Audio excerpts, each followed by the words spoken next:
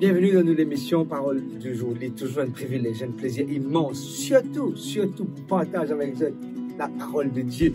Dans l'évangile selon saint Marc, le chapitre 2, il y a une histoire super intéressante, une histoire qui est accrochante. Et je suis content ces histoires-là parce qu'il y a un mot clé, il y a quelque chose qui interpelle les autres, interpelle moi, interpelle nous, pour que nous soyons capables d'authentifier nous la marche avec Dieu, pour nous capables de rendre la marche plus intéressant avec Jésus. Alors que Jésus est trouvé dans la case, il est assis dans sa case, il commence à rencontrer Bandimoun, il commence à côtoyer Bandimoun, et le verset 2, deuxième partie, il leur annonçait la parole.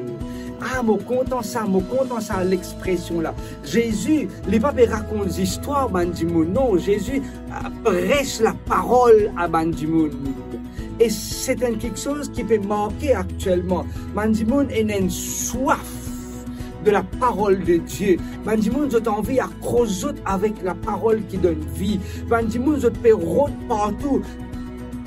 Des fois, je suis allé au YouTube pour écouter un grand prédicateur prêcher. Des fois, je suis allé au Facebook pour écouter un grand prédicateur prêcher. Mais, bien souvent, des fois, nous négligeons la parole qui est la Bible.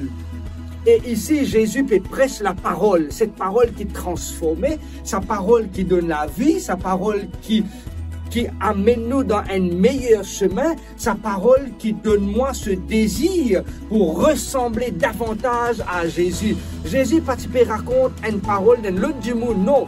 Jésus tu peux prêcher la parole.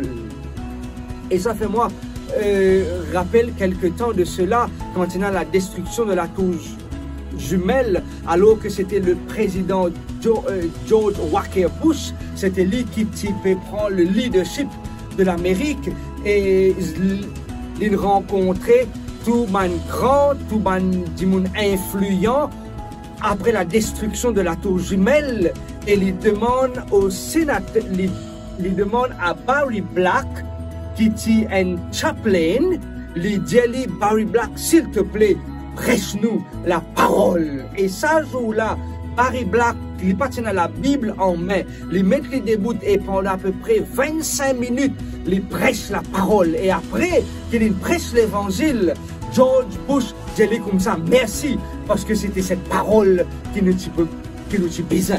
Et nous réaliser que toi et moi, nous avons besoin de cette parole, la parole de Jésus qui transforme de la vie et qui amène nous plus près avec nos créateurs. Qui bon, bénis-toi, alors qu'il te peut continuer écouter sa parole, alors qu'il te peut continuer rechercher à travers la lecture de la parole de Dieu et qu'il te capable de trouver et surtout, vienne à sa ressemblance. C'est ça ma prière pour toi, aussi bien que pour moi-même. Amen.